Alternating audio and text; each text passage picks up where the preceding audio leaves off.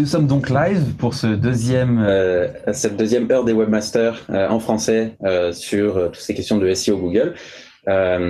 J'ai un invité un peu spécial aujourd'hui, John Muller, qui est avec nous, qui comprend le français un petit peu et qui le parle encore un tout petit peu plus. Donc John est là, il va pas rester toute la session, mais il voulait juste venir faire un coucou. Oui, bonjour. En français dans le texte. C'est tout mon français. C'est déjà pas mal.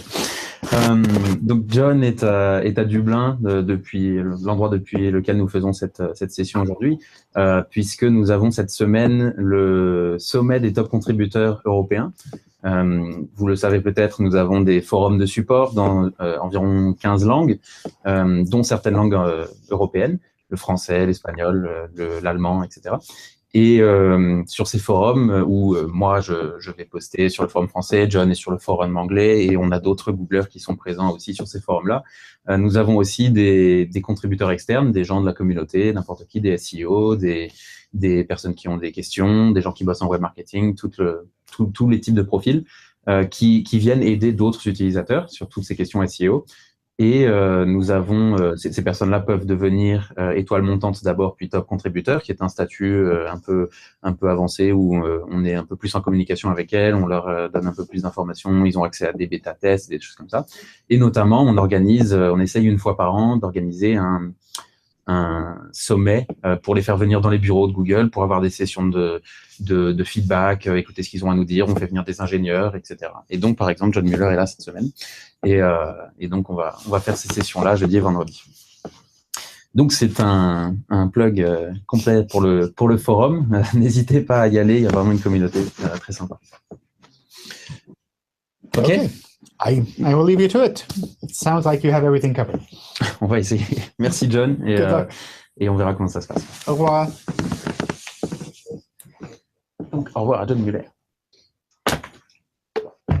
Alors, cette vidéo est disponible donc sur YouTube. Il y a dans la description de la vidéo YouTube un lien pour rejoindre le Hangout dans lequel nous nous trouvons actuellement. Donc, si vous avez des questions, vous avez envie de poser live, n'hésitez pas à venir nous rejoindre. Le fonctionnement de ce Hangout, de ce YouTube Live, c'est aussi de faire en sorte que on puisse poser les questions à l'avance pour que moi je puisse les prendre, prioriser un peu celles qui sont importantes, celles que j'estime pouvoir apporter le plus de valeur ajoutée possible. Donc, si vous voulez poser des questions pour les futurs événements, ce sera avec le hashtag sur Twitter SEO Google FR. Et donc, c'est un hashtag que je suivrai pour essayer de suivre, de répondre aux questions que vous avez plus particulièrement. Voilà, donc je ne sais pas si on peut commencer par une question en live, si des personnes qui nous ont rejoints veulent lancer le bal. Sinon, j'en ai prête, j'attaque. Bon, ça n'a pas l'air. Alors, je vais commencer. Il y a deux questions qui ont été posées qui permettent un peu de couvrir des updates sur ce qui va être lancé bientôt, sur ce qui est en cours. Donc, je vais commencer par celle-là. La première, c'est Roger qui nous demande y a-t-il une date pour la nouvelle version de Search Console? Donc, pour certains d'entre vous qui ne seraient peut-être pas au courant, on a une nouvelle version de Search Console qui est en bêta en ce moment. Qui est en fait un nouveau travail sur certains des rapports qui sont dans la Search Console. Donc, pour l'instant, ça ne remplace pas les outils actuels, ça vient en plus et avec une visée à long terme, lorsque la série d'outils sera complètement prête, de remplacer donc le Search Console actuel. Les premiers tests publics, semi-publics on va dire, puisque accessibles à un petit nombre de webmasters, sont en place depuis maintenant quelques bonnes semaines. Au cœur de l'été, on a lancé ça pour un certain nombre de webmasters. Et on a une logique en fait de lancement des outils les uns après les autres. Donc d'abord lancer un outil, regarder comment ça se passe, comment l'interface est utilisée et ce qu'il apporte de la valeur ajoutée aux utilisateurs, aux webmasters qui ont accès à cet outil-là. Et ensuite donc de voir les feedbacks à la fois quantitatifs et qualitatifs et de faire un rapport là-dessus. Si ça fonctionne, on passe à l'outil suivant. Donc, pour l'instant, c'est la logique. Le test est fait auprès de, si je ne m'abuse, quelques milliers de webmasters actuellement, donc on est vraiment sur des petites échelles. Mais a priori, le but serait pour le début de l'année à peu près, lancer l'outil pour tout le monde. Alors, ces dates sont toujours à prendre avec des pincettes. C'est impossible pour moi de dire ce sera le X janvier ou le Y février, puisqu'on ne lancera que quand ce sera prêt. Nous visons, en tout cas, assez vite, nous espérons, en 2018. Il y a eu une question subsidiaire qui a été posée par quelqu'un dans la salle, dans le Hangout, qui demande s'il y a des nouvelles sur le fait de donner plus de données que 90 jours dans les outils de la Search Console. Donc ça, c'est quelque chose sur lequel on est en train de travailler, peut-être pour amener plus d'informations, mais pour l'instant, on n'a pas de dates, on n'a pas d'informations particulières à communiquer actuellement. Donc voilà pour Search Console. J'espère que ça répond à la question de Roger. Est-ce qu'il y a d'autres questions sur Search Console actuellement? Ouais, moi j'en ai une. Bonjour Virginie. Sur la Search Console, il y a aussi, puisque j'ai la chance d'y avoir accès sur un site, des données Google AMP qui remontent d'une manière complètement différente d'aujourd'hui. Ça aussi, c'est prévu pour être lancé pour tous au début de l'année 2018. Oui, donc pour l'instant, il y a deux vraiment types d'outils qui ont été mis en place sur la nouvelle Search Console, la version bêta, dont les rapports AMP. Donc c'est quelque chose qui sera lancé pour tout le monde quand la version publique sera sortie. Oui. Merci. Je t'en prie. Est-ce qu'il y a d'autres questions sur la Search Console? Ok, j'en vois pas, donc je vais enchaîner. Donc, Oui, Vincent, bonjour. Oui, bonjour. J'ai mis une question dans le chat concernant les remontées de recherche vocale dans Search Console, justement, pour savoir s'il y avait de la visibilité à ce sujet. Sur les recherches vocales? Oui.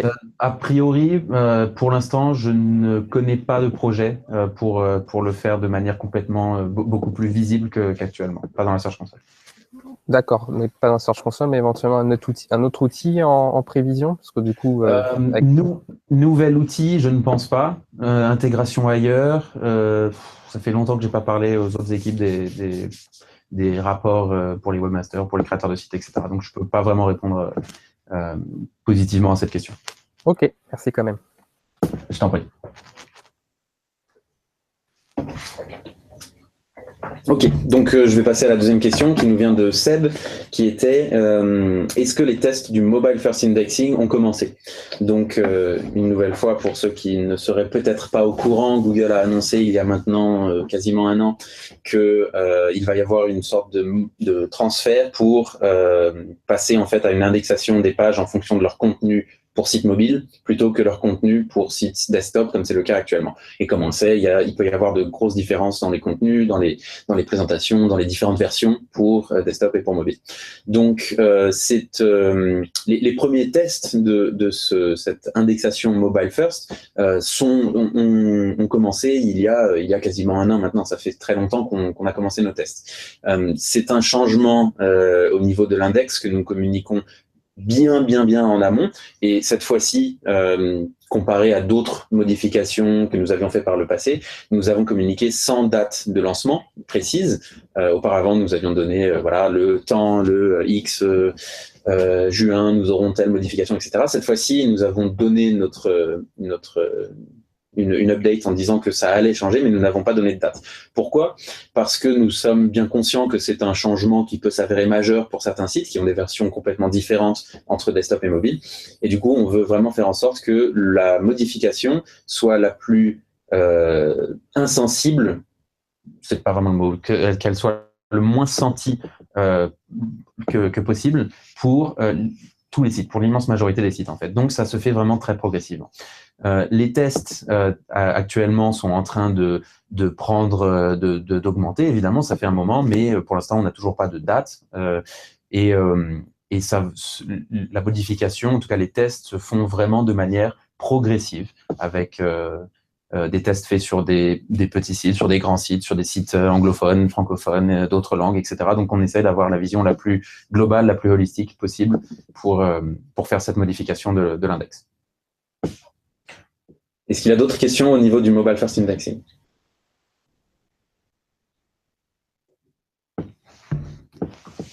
Ok, donc j'en vois pas, donc on peut passer un peu à la suite. Est-ce qu'il y a d'autres questions des personnes qui sont avec nous dans le Hangout actuellement, qui veulent les poser en direct? Moi j'aime bien les questions en direct, c'est toujours sympa. J'en ai une. Vas-y Virginie. Vous avez récemment changé le référeur pour Google News au début de ce mois-ci. Oui. Et du coup, ça évidemment, ça perturbe l'analyse de stats, mais surtout, je me demande pourquoi vous avez changé en fait ce référeur. J'ai pas suivi ce changement. Google News, c'est un peu une autre équipe qui s'occupe de ça. Je peux regarder si tu veux, si je trouve un peu une logique à ça. De la même manière, on a aussi perdu le référeur Google News sur les pages AMP.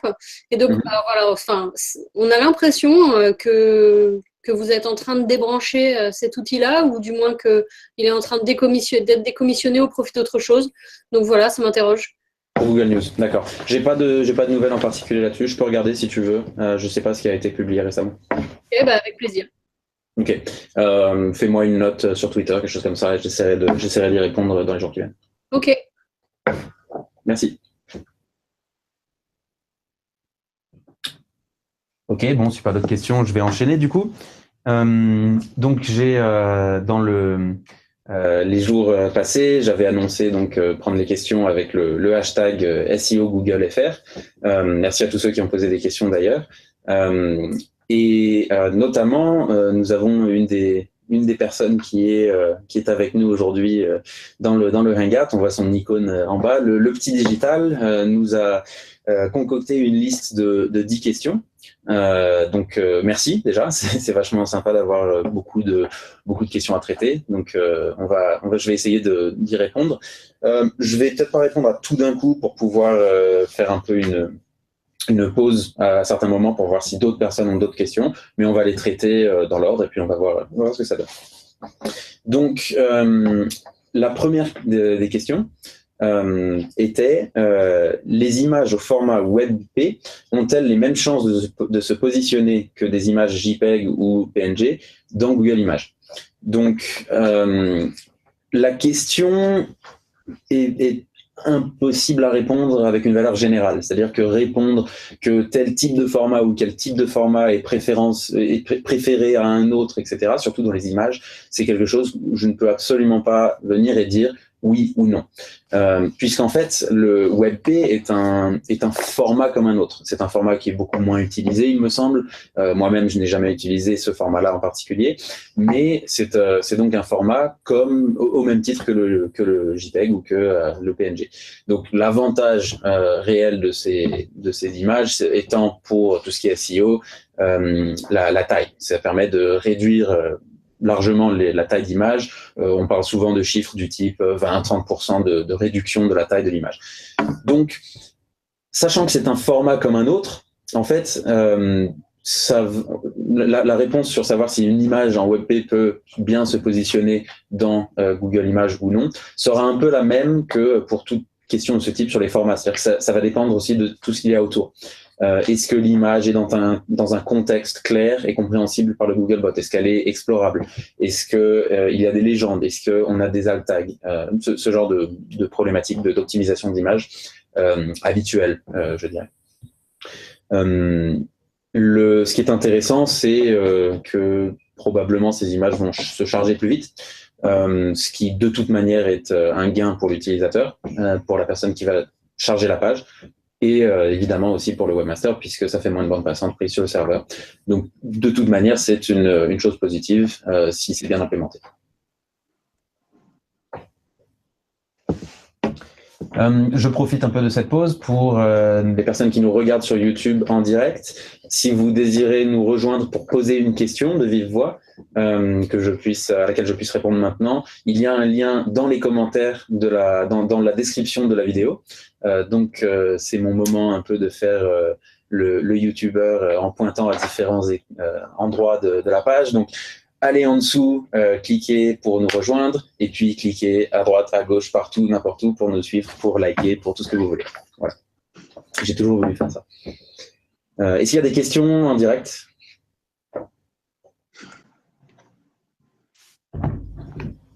Non, j'entends un souffle, mais rien. Alors, je continue. Comment Google gère-t-il les codes 304 not modified? Cela a-t-il un impact positif sur la manière dont Google crawl un site à forte volumétrie? Donc, la 304, le code 304, c'est le code serveur qui, en fait, donne une réponse. Le contenu n'a pas été modifié, il est le même qu'il a été auparavant. C'est un code serveur, tout ce qu'il y a de plus légitime. Et Google, le Googlebot comprend le code 304, arrive sur la page, voit que la page n'a pas été modifiée, ne la crawl pas puisque c'est le même contenu qu'avant, et donc ne réexplore pas forcément la page en fonction de ça. Donc, c'est à utiliser évidemment lorsqu'il n'y a pas de mise à jour de contenu, qu'on a exactement la même chose qu'auparavant, il n'y a pas eu forcément de changement sur le contenu primaire de la page, et la page est toujours accessible, elle est toujours le webmaster, le gestionnaire du site veut toujours que les internautes et le Googlebot aient accès à la page. Donc on peut tout à fait mettre en place un code 304, Googlebot le comprend très bien. Est-ce que ça a un impact positif sur les sites à forte volumétrie? J'imagine qu'on parle ici de crawl budget et d'impact sur l'utilisation du serveur, etc. Oui, a priori, c'est assez positif, puisque le code 304 en fait indique au client qu'il n'y a pas besoin de refaire une requête sur le serveur pour trouver la page, puisque c'est le même contenu qu'auparavant. Donc, en navigateur, pas besoin d'aller rechercher la page, elle est déjà en cache. Et pour Googlebot, ça veut dire le contenu n'a pas évolué, donc pas besoin d'aller faire une requête complète pour aller crawler tout le contenu de la page et le réindexer, etc. Donc oui, a priori, ça peut être une bonne solution. Je mettrai un bémol. Je ferai un peu attention au 304 parce que on peut vite tomber dans des situations qui peuvent éventuellement être problématiques. Si le 304 est appliqué à des nouvelles pages, par exemple, ça peut arriver par erreur quand on met en place la configuration serveur. Si des nouvelles pages avec du nouveau contenu sont en 304, du coup, not modified, ça peut être embêtant puisque Google va penser, OK, c'est pas modifié, mais qu'est-ce qui n'est pas modifié? Puisque c'est la première fois que la page est crawlée. Donc, attention à ce genre de configuration un peu problématique. Et puis, une deuxième chose, c'est qu'on peut avoir, par exemple, une modification de son thème, une modification de son menu, des nouvelles parties du site. On a créé un nouvel onglet avec des pages dedans, etc. Dans un cas comme celui-là, ça peut être un peu embêtant à prendre avec des pincettes, mais disons que si beaucoup de choses changent sur le site et qu'il y a un certain nombre de pages qui ne sont plus explorées par Googlebot parce que, par exemple, il y a des 304, du coup, ça peut créer un peu de latence dans le moment où Google va comprendre les modifications sur le site. Donc, faire un peu attention et le faire sur certaines pages, à mon sens, le conseil général, ce serait de le faire sur certaines pages quand on sait vraiment ce qu'on fait sur le site de manière générale. J'espère que ça répondait bien à la question. Est-ce qu'il y en a en direct, des questions?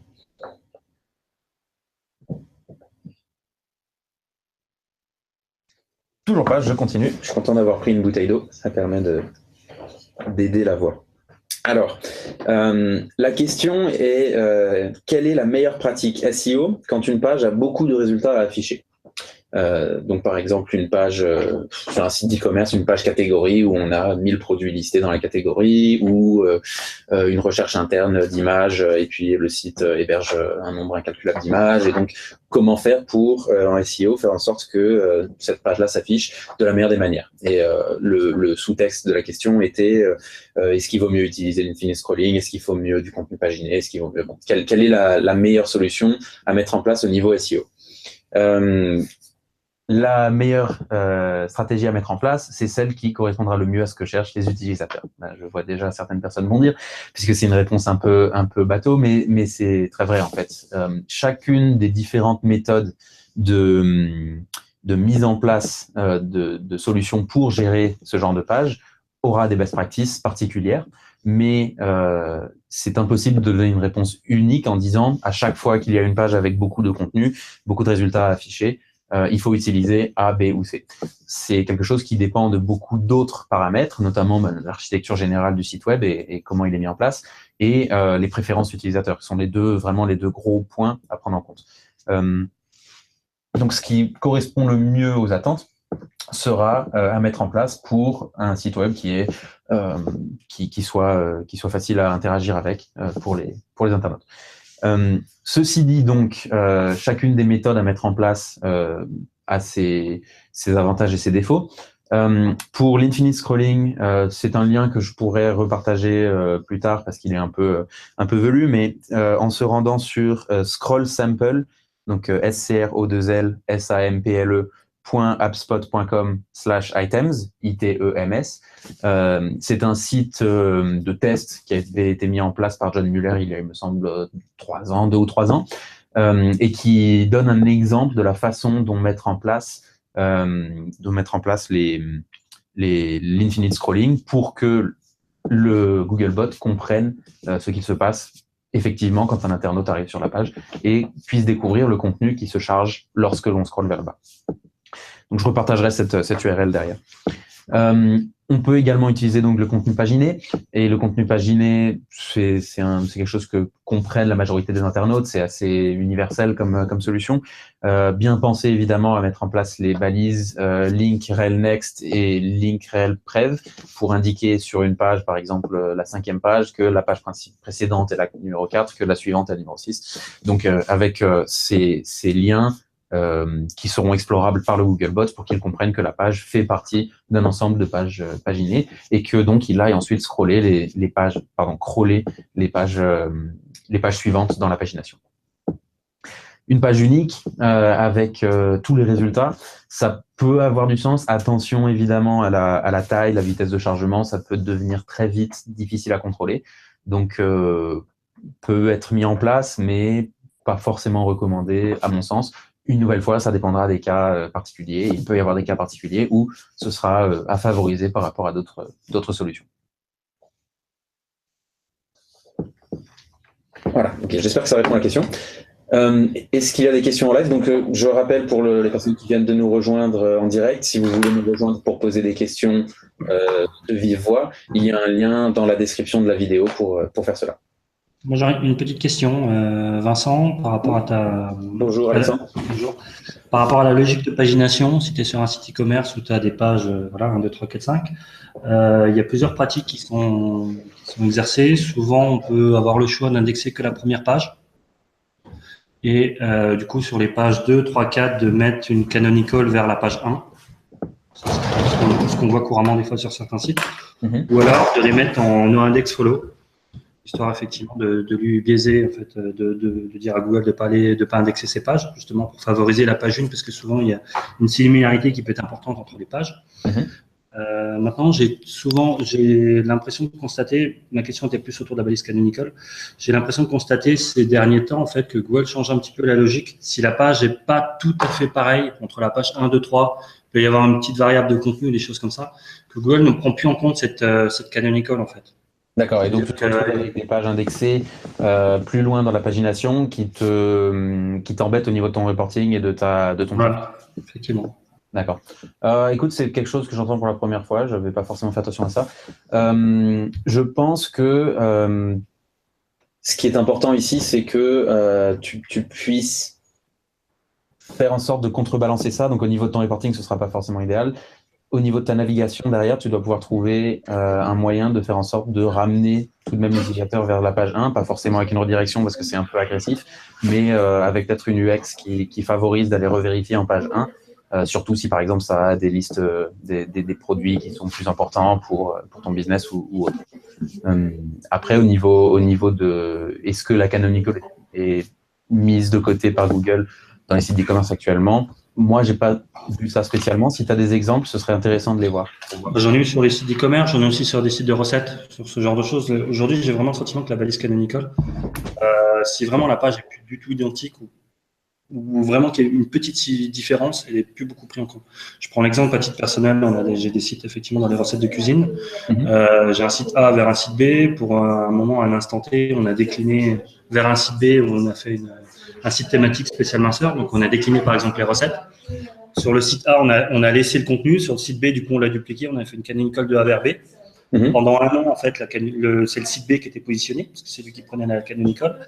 Et globalement, depuis, on va dire à peu près bonnement 6 mois, j'ai vraiment l'impression que Google tient plus cette canonical en fait en place. Il voit qu'il y a 2 pages, que le contenu est un petit peu varié, et du coup, il n'en tient plus compte. D'accord. Et donc, il a décidé. Malgré la canonical de A vers B, en tout cas.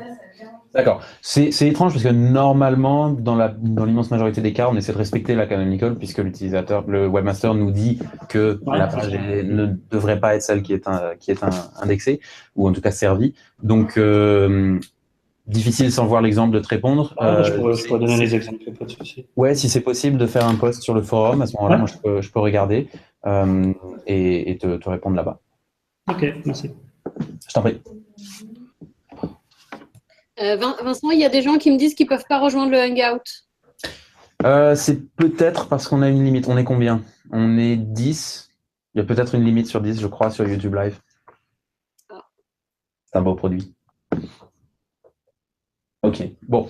Ce retour également d'une personne. Bon, d'accord. Donc, à prendre en compte pour les prochaines versions, je vais faire mon travail de recherche en amont, voir si c'est effectivement une feature du produit en particulier. Une personne, du coup, nous a quittés. Donc, il y a une place disponible. C'est la course. Ok, je vais faire une pause dans les questions du Petit Digital pour en prendre une autre qui a été posée sur Twitter, donc toujours avec le hashtag SEO Google FR. Donc, c'est Sandrine qui nous demande forcer l'ouverture d'une application depuis la SERP plutôt que le site lui-même en se servant d'une bibliothèque iOS. Est-ce que c'est bien ou est-ce que c'est pas bien?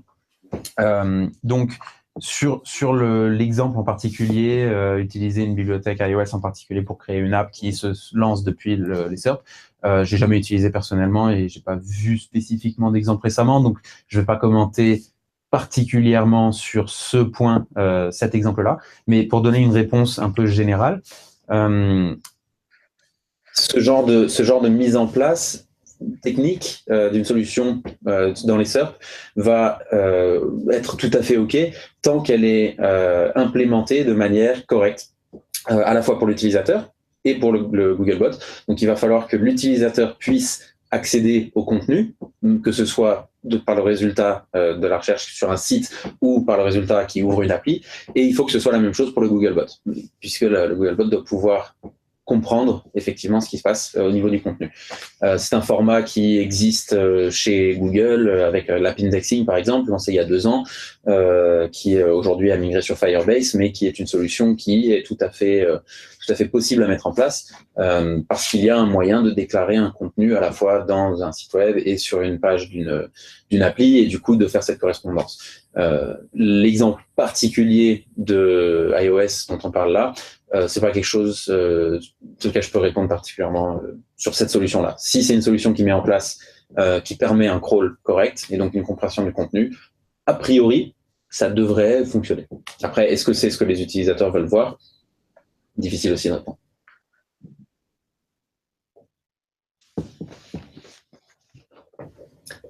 Ok. Est-ce qu'il y a des questions en direct? Une ou 2 personnes nous ont rejoints récemment. Si vous avez des questions, n'hésitez pas. Question sur HTTPS, on en est où par rapport au message de Google dans Chrome?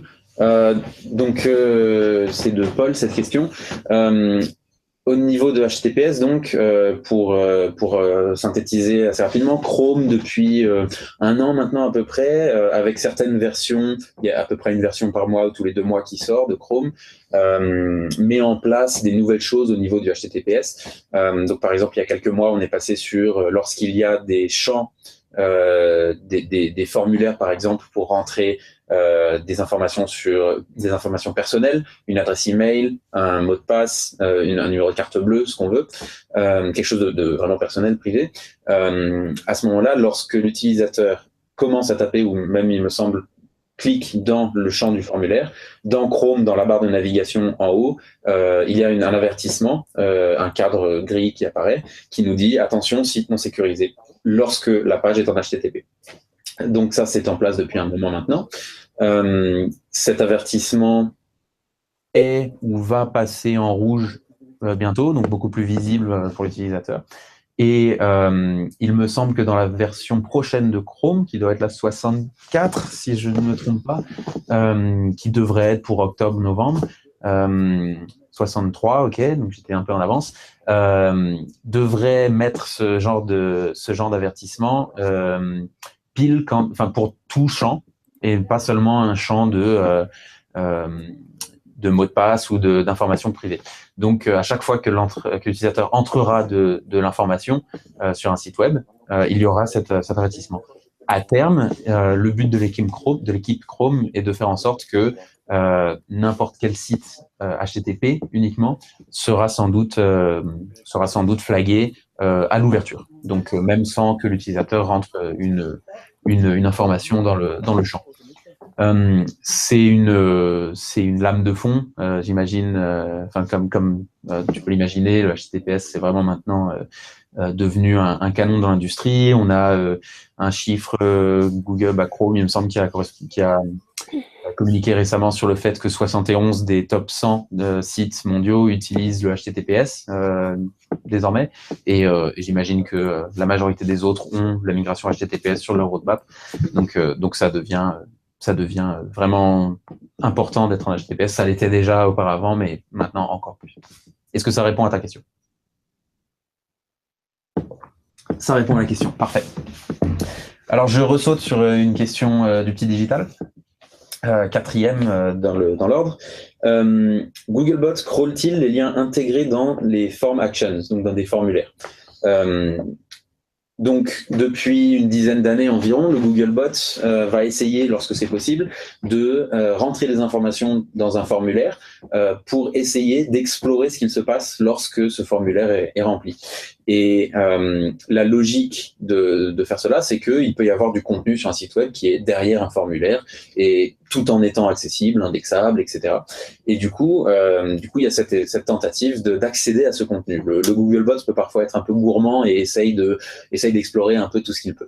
Et du coup, si lorsque ce formulaire est rempli, un nouveau contenu apparaît, une nouvelle page est mise, un nouveau lien, ce qu'on veut, à ce moment-là, ce contenu pourra être exploré et indexé si c'est autorisé par le robotext, s'il est par index, etc. Pour que Google essaie de comprendre ce qu'il y a sur ce contenu-là. C'est du contenu qui, a priori, est disponible pour l'utilisateur et donc devrait pouvoir être exploré par le bot. Est-ce qu'il y a des questions en direct? Toujours pas. Alors, je continue. Question supplémentaire. Question suivante, pardon. Y a-t-il un moyen d'indiquer à Google qu'un texte important niveau UX, donc interface utilisateur, expérience utilisateur, est dupliqué en interne? Donc, est-ce qu'il y a un moyen d'indiquer que ce texte est dupliqué en interne sur un même site? Et deuxième partie de la question, la balise block quotes peut-elle être intéressante dans ce cadre-là? Donc, ici, je demanderais peut-être un peu des précisions sur la question, si tu peux te unmute, puisque tu es avec nous dans le Hangout. Qu'est-ce que tu veux dire par un texte important au niveau expérience utilisateur? Donc là, en fait, concrètement... Attends.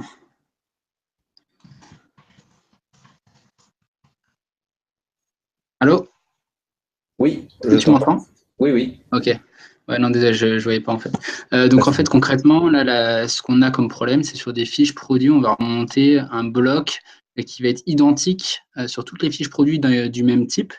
Et donc l'idée, c'est vraiment de savoir si on pouvait le masquer entre guillemets à Google, en sachant que c'est vraiment intéressant pour l'utilisateur, c'est du contenu sur la destination ou sur par exemple des avis, le meilleur avis qui va être remonté sur une destination et qui va être dupliqué sur beaucoup de pages différentes. D'accord. Est-ce que ça peut représenter, je ne sais pas, par exemple, 50 mots sur un contenu de peut-être 600 mots dans la page. C'est quand même assez important, selon nous. Est-ce que c'est quelque chose qu'on peut, entre guillemets, masquer ou ça va être impossible de dire en termes de nombre de mots ou quoi, c'est pas à ce niveau-là. Si tu veux un texte court, un peu, tu peux imaginer un contenu un peu primaire qui est vraiment le contenu de la page en elle-même, qui n'est pas disponible sur les autres pages du site web, et puis un contenu un peu secondaire qui est un peu, si tu veux, le primaire ce serait l'intérieur de l'œuf et le secondaire ce serait la coquille qui contient. Donc, si on a des textes un peu vraiment courts, qui sont juste une indication pour aider l'utilisateur à mieux utiliser toutes les pages produits, ou si c'est un feedback sur tous les produits dans leur ensemble, etc. Ce qu'il peut se passer, c'est que Google va comprendre que c'est un peu un contenu structurel. J'aime pas trop ce mot-là, mais j'ai pas trouvé mieux un peu pour l'expliquer. C'est-à-dire que ça fait partie de la structure du site web et ça explique un peu certaines choses, et donc ce sera pas vu forcément comme un contenu dupliqué, ce sera vu plutôt comme un contenu explicatif, un peu à la marge, si tu veux, en grossissant. Si c'est un texte plus important, si c'est vraiment du texte qui répond à la question de l'utilisateur quand il vient sur la page, etc. À ce moment-là, ça peut être plus compliqué puisque ça reste du contenu primaire, ça reste le contenu vraiment de la page et c'est beaucoup moins dans la structure autour. Et donc, dans un cas comme ça, il vaut mieux éviter. Je ne sais pas si ça va. Et donc, du coup, avec la balise bloc-quote ou je sais pas quoi, on n'a aucun moyen, une autre balise, je sais pas. Non, il n'y a pas d'autre balise pour indiquer ça. Il y a la balise canonical pour les pages, mais pas pour une partie de la page. La balise bloc-quote, elle n'est pas faite pour ça. Elle est faite pour indiquer que c'est une citation qui vient d'ailleurs, ce qui n'est pas le cas a priori. À moins que tu veuilles commencer à t'amuser à hoster la citation ailleurs et puis ou la note, tu disais l'avis ou je sais pas quoi, si c'est un avis, tu peux hoster l'avis ailleurs et puis faire un bloc quote de cet avis, mais je suis pas sûr vraiment que ça résolve ton problème en fait. Ok, merci beaucoup. Je t'en prie. Moi, j'ai une petite remarque par rapport à ça au niveau du bot. On sait qu'il y a les évolutions de HTML5, les sections et ainsi de suite. Justement, est-ce que ça rentrait pas dans ce cadre? Je sais qu'aujourd'hui, il le prend pas parce qu'en théorie, on peut mettre plusieurs H1 dans la page et si on gère des sections, tout ça, le bot le prend pas. Est-ce que ça serait pas un début de réponse en fait que avec des nouvelles sections de mettre plusieurs contenus à certains endroits en jouant avec les sections, tout ça. Je sais très bien que c'est pas pris en compte par rapport au bot, mais c'est une simple remarque à chaud du coup. Oui, je sais pas. Je sais pas comment ça s'applique directement au e-commerce. Ok.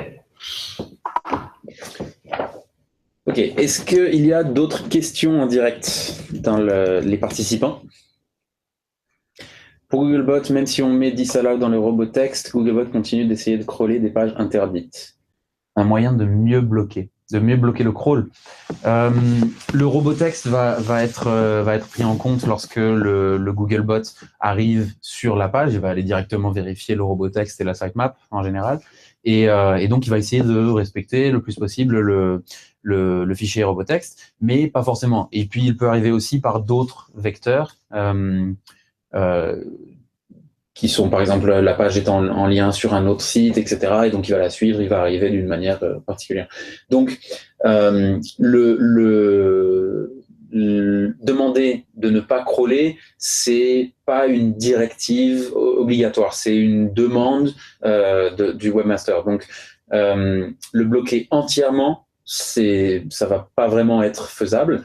En revanche, c'est quelque chose que Google va essayer vraiment de comprendre. Ce qui peut se passer beaucoup, c'est que lors du premier temps où une page va passer en roboté, à demander à ne pas être explorée par le robot dans le robot texte, dans les premiers temps, à ce moment-là, ça va mettre plus quelques jours ou un peu plus pour faire en sorte que Google arrête d'explorer cette page-là. Et avec le temps, normalement, ces chiffres devraient diminuer pas mal. Si c'est une page qui est disponible avec du contenu, mais qu'on veut tout simplement ne pas crawler du tout, il me semble bien, sauf si je dis des bêtises, que ce n'est pas possible de l'empêcher entièrement. Ok, parce qu'en fait, c'est une page de géolocalisation. Donc, c'est-à-dire une page. Je ne sais pas si tu peux nous parler, si tu as un micro, Paul, nous expliquer un peu plus. Pas de micro. Bon, page de géolocalisation, peut-être qu'on est sur. Ok, un open space. Bon, si tu reprécises peut-être un peu la question, soit sur Twitter, soit sur le forum des webmasters, peut-être que je pourrais apporter une réponse plus particulière. Mais la réponse générale, c'est de dire que empêcher complètement le crawl difficile, le diminuer progressivement avec le temps. Normalement, c'est la façon dont ça fonctionne. Et si tu vois des choses très différentes, nous les remonter peut être intéressant. C'est peut-être un bug, c'est peut-être quelque chose de bizarre qui se passe au niveau du Googlebot. Ok. Donc ça parle aussi ça couvre aussi une autre question qui était pourquoi Google vient toujours crawler des pages 404-410 avec une information supplémentaire qui est que les pages 404-410, nous continuons à les explorer même après qu'elles soient passées dans ces codes qui sont censés dire qu'il n'y a plus de contenu, etc. Pour 2 raisons. La première, c'est que il peut y avoir des erreurs. Une page qui est mise en 404 ou en 410 par erreur du webmaster. Si nous décidons de ne plus jamais venir vers cette page, en fait, c'est une punition bien trop forte pour une erreur de configuration serveur. Ça veut dire que si on met une page en 404, tout son site en 404 un jour parce qu'on a déconné, on a fait un truc au niveau serveur qui a mis tout le site en 404, ça veut dire que Google ne viendra plus jamais crawler le site. Ce qui peut être un petit peu embêtant. Donc, il y a ce premier aspect. Et le deuxième aspect, c'est de dire que, en fait, une partie des 404-410 peuvent être mises temporairement par certains webmasters. On voit des cas où le site, pendant un mois, pour une rénovation, est en 404, 410, etc.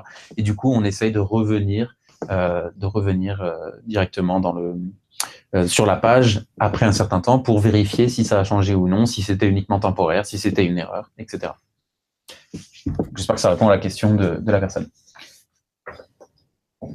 Combien de passages de Googlebot faut-il pour qu'une 301 soit prise en considération de manière définitive? J'ai vu des cas où après 20 passages, Googlebot continue de tenter de fetcher, de trouver la page URL. Oui, ça peut arriver. En général, Google essaye d'être un bon, entre guillemets, un bon citoyen du net en essayant de ne pas prendre trop de ressources serveurs, en essayant de ne pas trop crawler de manière abusive pour que le serveur du webmaster ne soit pas trop impacté. Parfois, le système pense avoir des bonnes raisons pour revenir sur le site et donc s'acharne peut-être un petit peu. Dans un cas comme ça, oui, ça peut arriver. Il n'y a pas de chiffre, il n'y a pas forcément de système qui dit ok, donc là une page est passée en 404, donc on va essayer 3 fois, une fois par semaine sur les 3 semaines qui viennent, et si après il n'y a plus rien, on arrête à tout jamais de l'indexer. Ça va pas être comme ça. Sur des 301, 302, ça peut être pour plein de raisons. Ça peut être parce que certaines des anciennes pages sont sur une sitemap qui a été oubliée. Ça peut être parce qu'il y a des liens sur d'autres pages et du coup il y a des utilisateurs et le Googlebot qui reviennent sur ces pages-là. Ça peut être pour tout un tas de raisons. Et donc, il y a beaucoup de réponses à comment l'éviter. La réponse générale à ça, comment éviter que Google ne comprenne pas vraiment les 301, 302, c'est de dire que le mapping au moment de la transition 301 d'un ancien site ou d'ancienne page vers des nouvelles, que le mapping soit fait de manière claire, concise, avec les nouvelles URL potentiellement envoyées en sitemap. Il y a plusieurs écoles, mais essayer de faire en sorte que la structure de la migration soit bien comprise par Googlebot. Et il y avait une question supplémentaire. J'espère que ça répond à ta question, Virginie, peut-être moyennement, mais bon. Et la question subsidiaire de Paul qui était, je crois que c'était Paul qui nous disait combien de mois il peut toujours y avoir les 404, 410 explorés. Ça peut être ad vitam. Hein. J'ai déjà vu des cas, des pages explorées 3 ans, 4 ans après des migrations, un site arrêté, une page. C'est un problème ça, hein, parce qu'on n'a pas toujours, ça oblige parfois quand il y a un changement d'hébergeur, etc., à garder en virtualisé des anciens sites. Des anciens serveurs pour garder des redirections. Et effectivement, j'ai vu des redirections qu'il fallait laisser en place pendant 8 ans, 9 ans. Là, on arrive à des choses qui sont un peu kafkaïennes quand même. Hein. Et sur des parts importantes de trafic, sur des... Non, c'est pas des parts importantes de trafic, mais derrière, il y a quand même du hit. Donc, oui, et il y a une chose à mettre en place pour... supprimer et du coup se retrouver avec des 404 qui arrivent. Oui, alors, en soi, avoir des 404, c'est pas forcément un problème au niveau SEO. C'est-à-dire que là où ça devient un problème, c'est quand c'est le symptôme du problème. C'est-à-dire qu'il y a un problème sur le site qui fait qu'il n'est pas explorable, les 404 augmentent, on les voit dans Search Console, on les voit sur les logs, etc. Et du coup, ça peut nous mettre au parfum du fait qu'il se passe quelque chose et que du coup, il faut investiguer et trouver une problématique comme ça.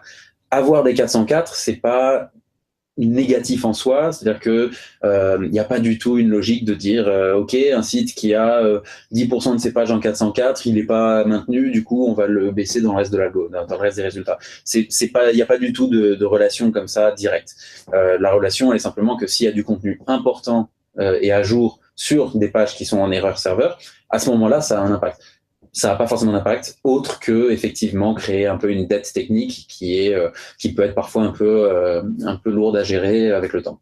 Mais de manière générale, j'ai vu beaucoup de cas comme ça avec des pages toujours crawlées avec le temps, mais j'ai jamais vu vraiment de cas où c'était majeur et où il y avait une énorme une énorme erreur de configuration qui faisait que quelqu'un perdait 50% de son trafic sur des anciennes pages, etc. Si c'est le cas, c'est vraiment des exemples que nous voudrions voir parce qu'il peut y avoir un bug. Ça répond à ta question? Pour moi, c'est bon, ouais. Ok. J'ai vu une question sauter à l'écran aussi tout à l'heure, il y a 3 minutes, qui demandait de la part d'Olivier quel serait le poste de Danny Sullivan à Google. Donc certains d'entre vous sont peut-être au courant, Danny Sullivan, blogueur SEO aux États-Unis, vient de rejoindre Google. Donc son rôle, sans rentrer dans les détails, je pense que lui sera plus à même de donner une mise à jour lorsqu'il sera à l'aise avec l'idée de le faire.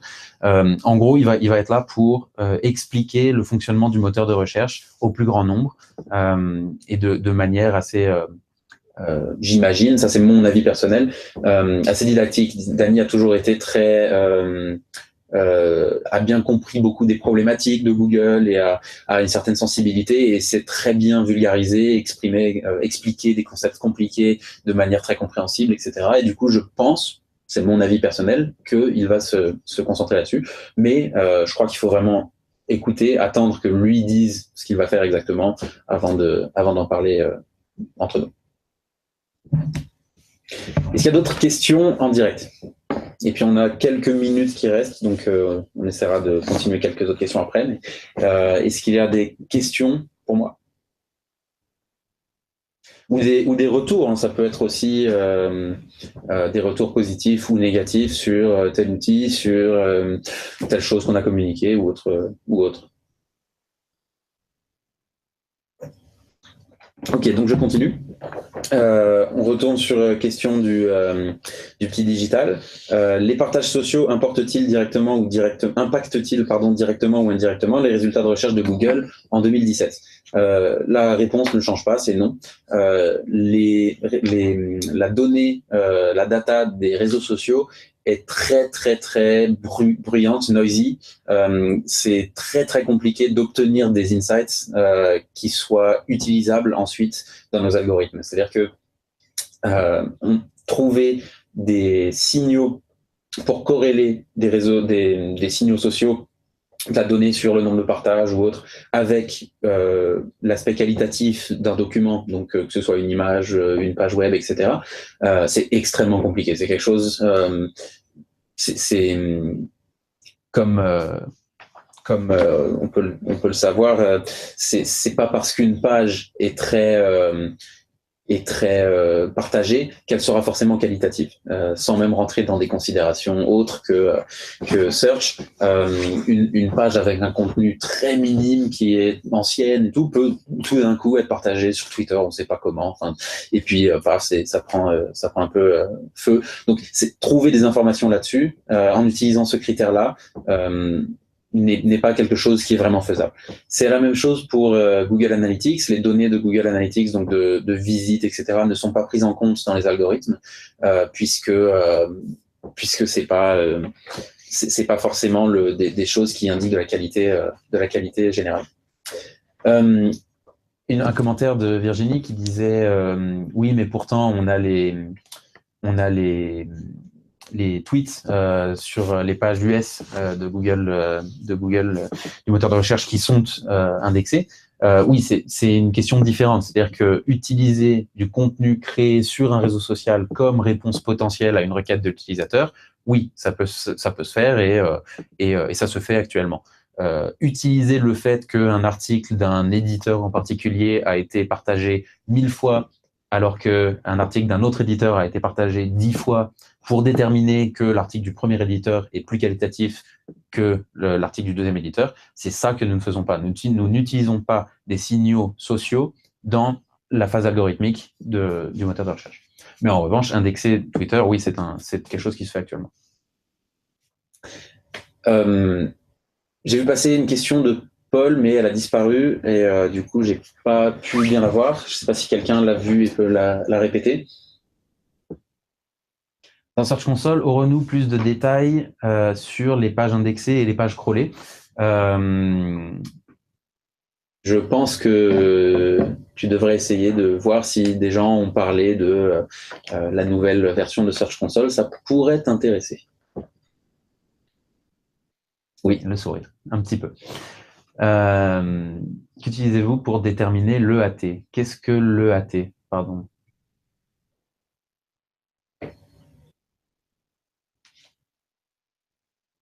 Question en direct. Expertise, authority, trust. C'est un terme avec lequel je ne suis pas vraiment très...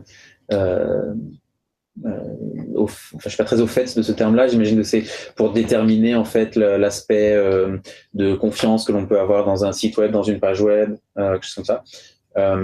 Si c'est le cas, si c'est vraiment la question, à ce moment-là, ce qui va compter, c'est l'expertise. Alors, compliqué de déterminer de l'expertise, et c'est un ensemble général. Une question qu'on peut se poser, c'est est-ce qu'une page, un document, un contenu apporte une valeur ajoutée qui n'est pas apportée par le reste du corpus qui est sur Google pour une requête particulière, pour un intérêt particulier des internautes. Donc, de savoir est-ce que je suis capable d'apporter une valeur qui n'existe pas actuellement, puisque pas forcément de... On va prendre un exemple particulier. Je ne sais pas si on a un nouveau type de yaourt qui est lancé et il y a des articles de presse qui sortent sur le lancement du nouveau yaourt, etc. Qu'est-ce qui va faire que mon site, ma page, mon article sur ce yaourt en particulier va apporter une expertise qui n'est pas disponible ailleurs? Comment je peux faire, comment se dire que l'internaute va faire confiance à la personne? Donc, il va falloir montrer une expertise, il va falloir montrer que l'on connaît le sujet, il va falloir montrer que le contenu est là, il est de qualité, il répond à la question, il est recherché. C'est des critères un peu subjectifs et un peu compliqués à verbaliser, puisqu'on on a un système automatisé qui doit comprendre un concept très humain, l'expertise. Donc, se concentrer sur apporter un contenu qui a des réponses qui ne sont pas apportées par les autres. Apporter quelque chose d'un peu unique, d'un peu nouveau, d'un peu original.